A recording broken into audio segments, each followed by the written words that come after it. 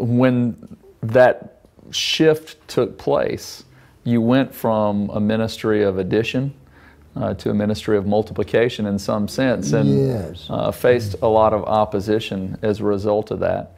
In today's context, missiologically, church planting movements have been talked about for the last decade. And the interesting thing about it is as they pop up, the tendency is for other missionaries who are working in that area to oftentimes frown upon or attack the ones where this mass movement is emerging. Can you speak to that and maybe just share why you think that's happening and maybe how what the response should be in those situations? Well, I think this is a problem greater than most missionaries, or especially mission agency leaders and all that. It's a greater problem than they realize. It is universal.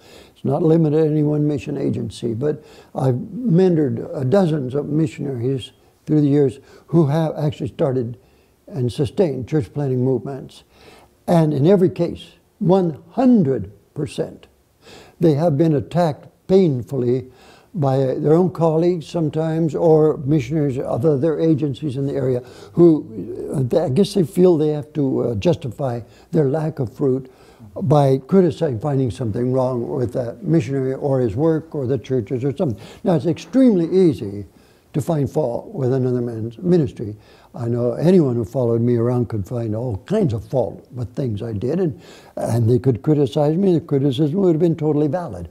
The only thing is, they were doing it with the wrong motive, not to help me as much as to justify their lack of fruit in seeing churches multiply. And so I think this is a human reaction.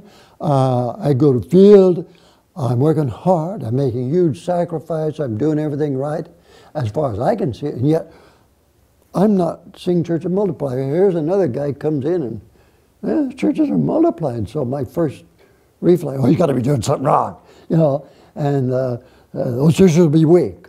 Or the big criticism I hear, I've heard many times, well, you're starting churches that are a mile wide and an inch deep. All sorts of things you'll hear like that. Oh, you're baptizing too soon. I could have a big church too if I just baptized anyone. So all this sort of thing comes. Okay, I think, of course, it's a universal problem, and it hurts. And many missionaries are washed out because of it. Many of them resigned the mission agency because of not because of the agency. I don't know of a single case where it was the agency itself that caused the problem. It was co-workers within that agency who were short-sighted. And instead of thanking God and praising God for what was happening, going to the missionary that was seeing the results and being humble about it and saying, okay, what are you doing? How can, help me, help me.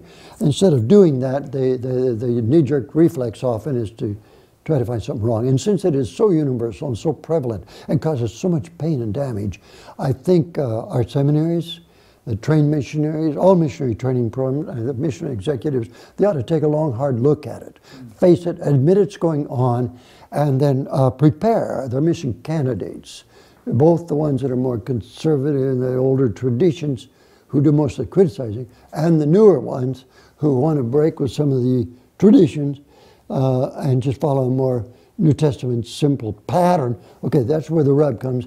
They throw rocks at each other. Prepare them both. And teach you, this is just plain sin. You don't do that. You love the other ones. You help them in any way you can.